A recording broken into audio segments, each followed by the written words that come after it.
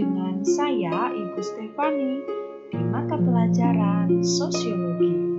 Nah, materi kita hari ini adalah kelompok sosial bagian 2. Apa saja yang mau kita pelajari di materi kita kali ini? Ya, yang pertama itu adalah proses perkembangan berbagai kelompok sosial. Yang kedua, faktor pembentuk kelompok sosial. Yang ketiga, pola hubungan antar kelompok dalam masyarakat. Yang terakhir, dimensi hubungan antar kelompok. Oke, kita akan bahas satu persatu ya. Yang pertama itu adalah proses perkembangan berbagai kelompok sosial. Nah, teman-teman perlu diingat bahwa kita sebagai manusia itu adalah makhluk sosial, ya, di mana kita membutuhkan bantuan orang lain. Nah, manusia itu harus membentuk dan mengembangkan hubungan sosial dengan manusia lain, ya. Setelah mereka melakukan interaksi agar manusia bisa bertahan hidup atau survive, mereka harus membentuk sebuah kelompok. Nah, yang pertama itu adalah kelompok kekerabatan. Ya, kelompok kekerabatan itu adalah terdiri dari dua, ya, ada dua. Jadi ada keluarga inti dan keluarga besar. Keluarga inti atau keluarga bati biasanya satu rumah itu terdiri dari ayah, ibu, dan anak-anak yang belum menikah. Kalau keluarga besar itu terdapat hubungan darah atau hubungan persaudaraan. Misalnya nih dalam satu rumah ada ayah, ibu, ada nenek, ada paman, ada bibi, gitu ya. Jadi komplit, jadi rame ya di rumah ya. Nah, dalam kelompok kekerabatan ini biasanya mereka mengutamakan atau menjunjung tinggi tentang tradisi atau mereka akan melestarikan kebudayaannya secara turun-temurun. Nah, bisa nggak sih sebenarnya mereka bisa berubah gitu dalam kelompok kekerabatan ini? Bisa, hanya waktunya cukup lama ya, karena di sini melalui proses adaptasi. Oke, yang kedua ini adalah kelompok okupasional. Kelompok okupasional itu sebenarnya apa sih? Kelompok okupasional itu adalah kelompok yang terdiri dari orang-orang yang melakukan pekerjaan yang sama atau sejenis. Dan ini mereka mempunyai pengaruh yang besar terhadap kepribadian mereka masing-masing. Nah, apa saja sih contohnya kelompok okupasional, kelompok profesi, dan lain-lain ya. Contohnya guru, PGRI ya, Persatuan Guru Republik Indonesia. Nah, itu melakukan pekerjaan yang sama ya, dengan rutinitas yang sama, maka akan membentuk kepribadian yang sama. Ya, sering memberitahu kalian mengenai nilai norma dalam masyarakat. Nah, berarti kan harus dijadikan contoh, ya kan?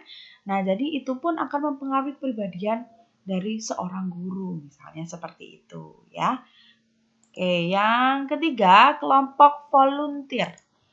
Kelompok volunteer, ya, dari kata volunteer ya, volunteer. Nah, volunteer itu adalah kelompok yang mempunyai kepentingan yang sama, tapi dia tidak mendapatkan perhatian dari masyarakat yang luas, ya.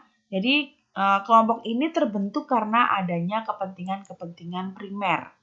Nah, di sini kelompok-kelompok volunteer itu contohnya organisasi-organisasi bisa atau relawan bisa, ya kan. Nah, kepentingan primer di sini tuh maksudnya apa gitu. Kepentingan primer itu adalah kebutuhan sandang, pangan, papan, ya. Makanya ada gerakan ya, gerakan-gerakan relawan masyarakat yang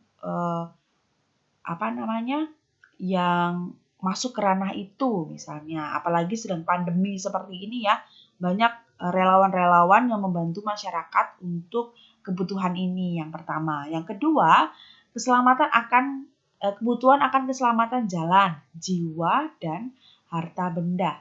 Yang ketiga, kebutuhan akan harga diri. Yang keempat, kebutuhan akan pengembangan diri, dan yang kelima, kebutuhan akan rasa sayang. Ayo yang jomblo ya. Oke, perlu diperhatikan ini. Nah, yang keempat adalah masyarakat pedesaan. Oke, masyarakat pedesaan. Ya, di sini mata pencaharian dari masyarakat pedesaan itu biasanya bertani, berkebun. Nah, sistem kekeluargaannya, ya, sistem kehidupan dalam kekeluargaannya itu sistem di masyarakat pedesaan itu biasanya erat ya. Jadi hubungan mereka satu sama lain itu sangat sangat dekat. Ya. Nah, dalam hal kepemimpinan biasanya hubungan antara pemimpin dan rakyat itu berlangsung secara informal ya. Jadi kepala desa itu biasanya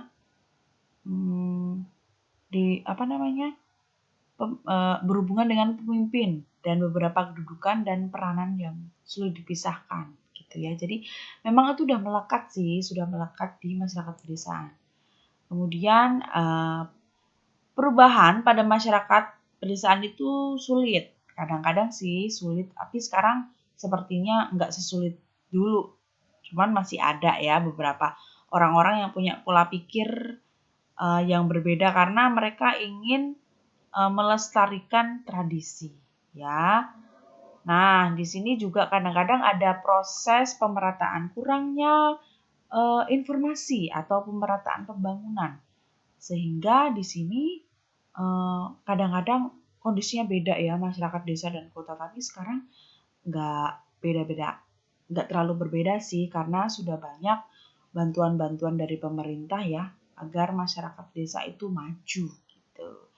Oke, yang terakhir adalah masyarakat perkotaan. Ya, masyarakat perkotaan. Kita tinggal di perkotaan ya ini. Nah, masyarakat perkotaan itu masyarakat yang mempunyai kelompok sosial, mendiami wilayah yang luas. Biasanya sih mata pencahariannya di sektor industri, jasa, perdagangan gitu ya. Nah, di sini biasanya keanggotaan kelompoknya itu tidak saling kenal karena di sini lebih kepada terikat kontrak ya dan mulai meninggalkan tradisi. Nah, masyarakat kota itu karena sifatnya heterogen jadi beda-beda ya. Semuanya berbeda dari suku, agama, adat, ya, fungsi administrasi dan komersial. Ya, bahwa di sini konsentrasinya di masyarakat perkotaan itu adalah modernisasi. Oke. Nah, teman-teman, kita kembali. Mungkin kalian masih bertanya-tanya ya, proses perkembangan berbagai kelompok sosial itu nanti kalau misalnya masih bingung, boleh bertanya ya. Yang kedua, faktor pembentuk kelompok sosial. Oke. Faktor pembentuk kelompok sosial di sini kita akan lihat yang pertama ya itu adalah kepentingan yang sama. Nah, kepentingan yang sama itu maksudnya di sini orang-orang membentuk kelompok sosial karena dia punya satu kepentingan yang sama. Kadang-kadang mereka di satu asosiasi atau organisasi yang sama, makanya kepentingannya sama. Contohnya asosiasi seniman, asosiasi kaum buruh, asosiasi pengusaha misalnya, atau asosiasi advokat. Jadi satu kepentingan yang sama itu bisa membentuk kelompok sosial. Yang kedua, itu adalah pertalian darah atau keturunan yang sama. Nah, sejak dulu faktor keturunan itu merupakan dasar yang kuat ya bagi persatuan dan pertalian darah. Nah, maka dari itu nggak jarang sih orang membentuk kelompok sosial itu pertama kali karena keturunan ya. Contohnya kelompok keturunan etnis ya atau suku bangsa, misalnya seperti suku Batak, Minangkabau, Aceh, Sunda, Jawa, Bugis, Maluku, Papua, India, Arab dan lain-lain. India, Arab ya. Keturunan ya itu ya berarti ya. Oke, yang ketiga ada daerah atau wilayah yang sama. Nah, kesamaan daerah itu biasanya dipakai sebagai dasar bagi pembentukan sebuah kelompok.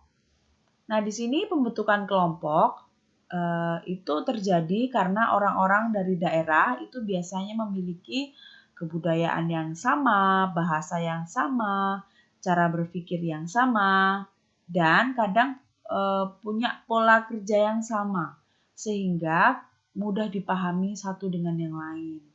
Nah, maka hal ini disebabkan oleh adanya persamaan nasib dan penanggungan karena tempat tinggal yang sama. Ya, nah terbentuknya kelompok sosial ini terdidasari oleh ketiga faktor tersebut, ya bisa menumbuhkan ragam dan jenis kelompok. Nah, terutama di Indonesia nih, ya di Indonesia itu kan memiliki ras dan etnis yang berbeda-beda dan banyak ya. Dan setiap wilayah itu punya ciri-ciri khusus ya, sehingga melahirkan keragaman budaya yang banyak membentuk ragam kelompok sosial sesuai dengan karakternya masing-masing. Oke. Yang ketiga, ini adalah pola hubungan antar kelompok. Ya, pola hubungan antar kelompok ini kemarin kita sudah membahas mengenai bentuk-bentuk kelompok. Jadi ini memang ada hubungannya dengan bentuk-bentuk kelompok sosial, ya. Nah, kita juga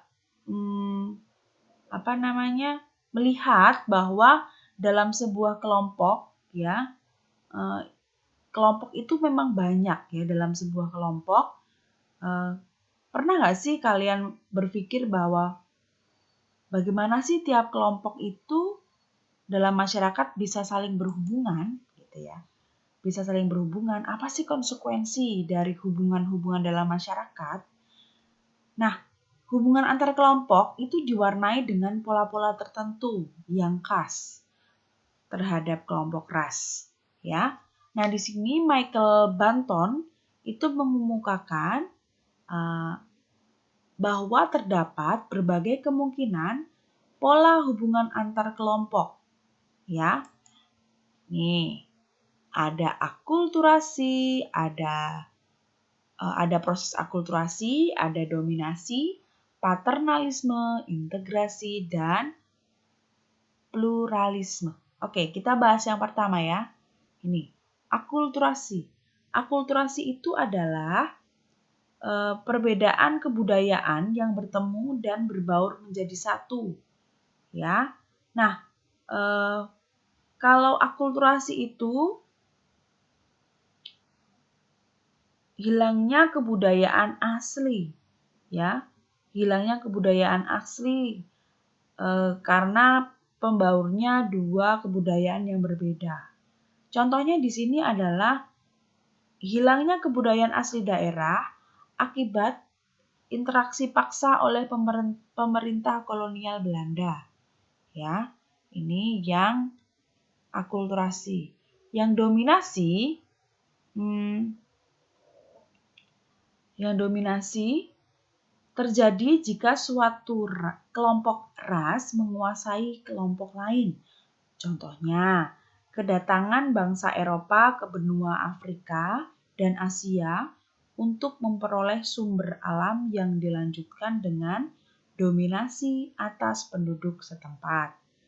Nah, dalam kaitan dengan dominasi, Kornblum itu menyatakan bahwa terdapat 4 macam kemungkinan proses yang dapat terjadi dalam suatu hubungan antar kelompok, yaitu ada genosida, pengusiran, perbudakan, segregasi, dan asimilasi.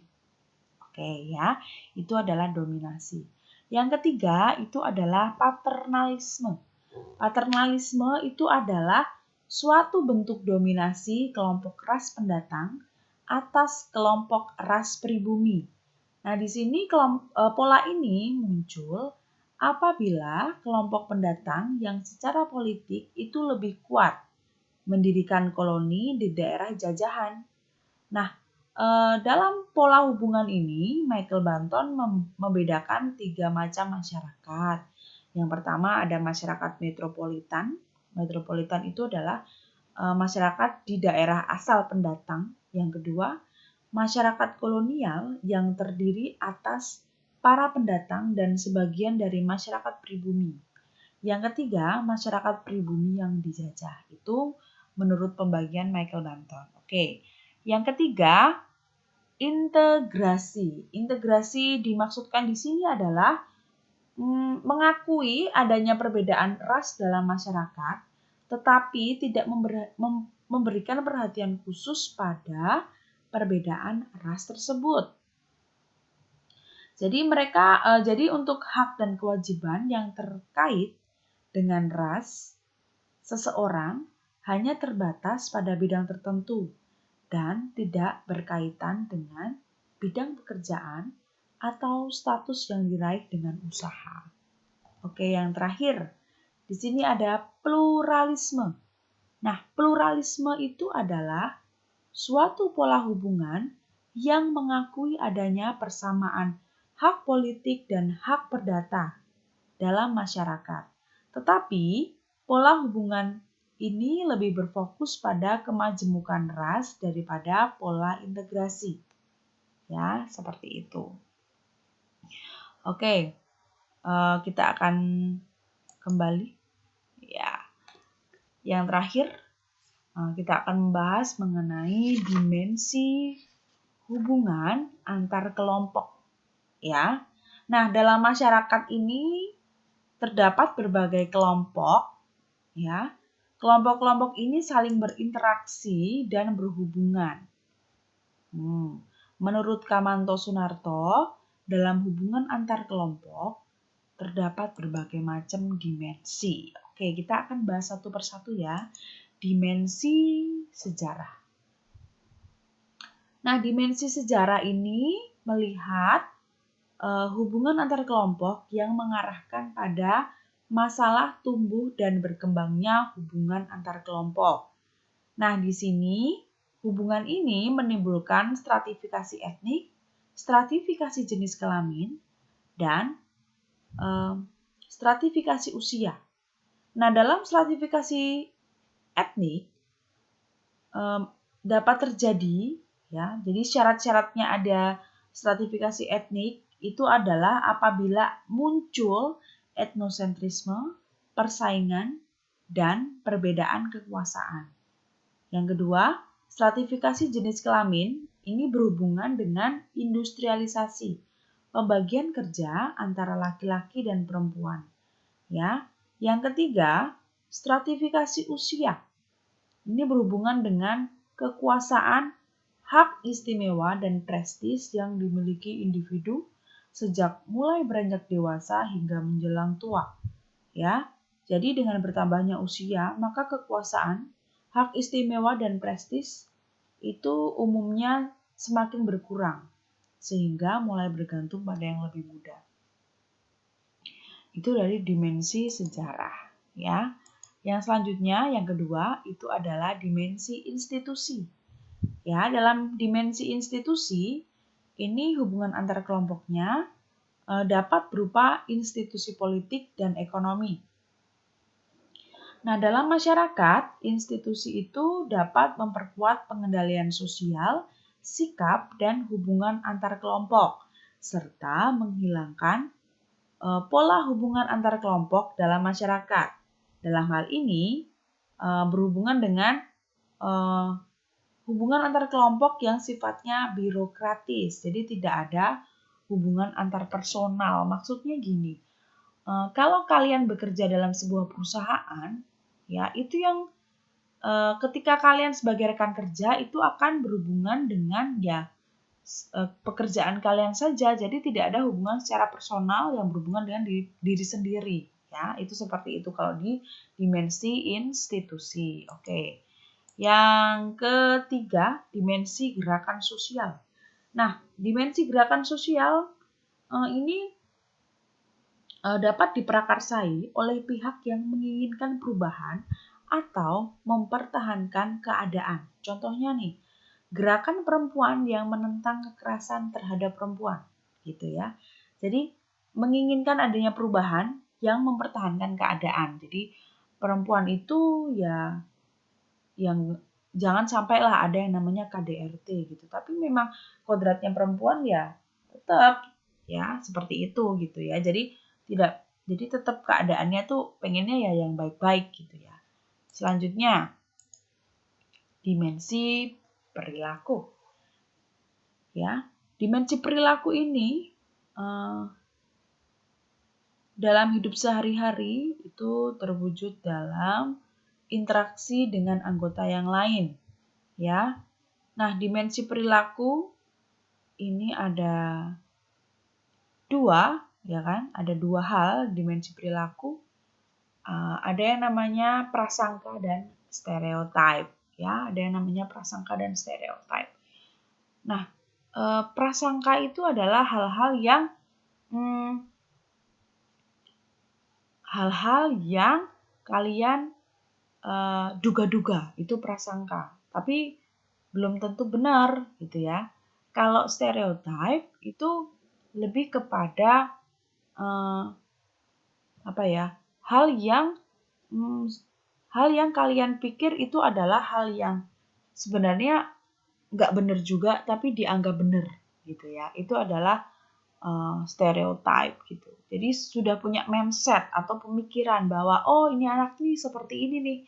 Itu stereotype sebenarnya. Jadi stereotype itu hampir mirip-mirip sama apa namanya? Labeling. Cuman kalau stereotype ini bisa positif, bisa negatif. Tapi kalau labeling itu kan negatif ya. Kalau prasangka ini lebih kepada orang nggak suka, jadi menduga-duga gitu ya. Awalnya karena itu gitu. Oke, selanjutnya yang kelima, dimensi perilaku kolektif. Nah, di sini merupakan tindakan bersama oleh sejumlah orang, ya. Jadi ada pemicunya nih, ya. Bisa terjadi karena ada sebuah peristiwa, ada benda, ada ide gitu ya. Kemudian yang terakhir ini adalah dimensi sikap. Nah, dimensi sikap. Dimensi sikap itu muncul dengan sikap-sikap yang berbeda dalam masyarakat, ya. Dimensi sikap ini bisa memunculkan yang namanya partikular atau partikularisme dan eksklusif atau eksklusivisme.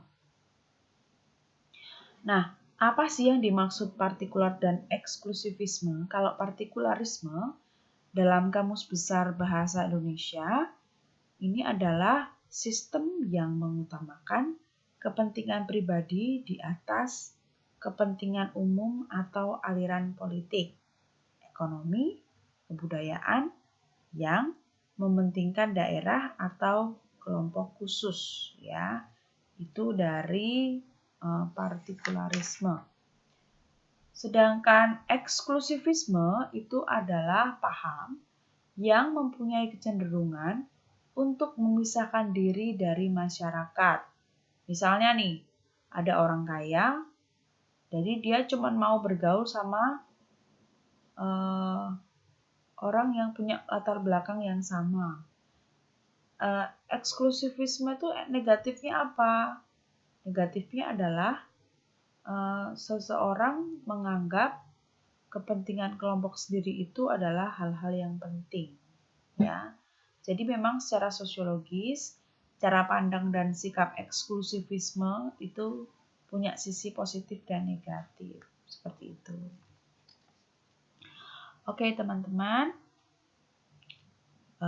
dari yang sudah kita bahas, ya, ini materi kita sudah selesai. Terima kasih teman-teman sudah mau mendengarkan penjelasan dari saya. Oke, kita akan bertemu lagi di materi-materi selanjutnya. Ya, terima kasih.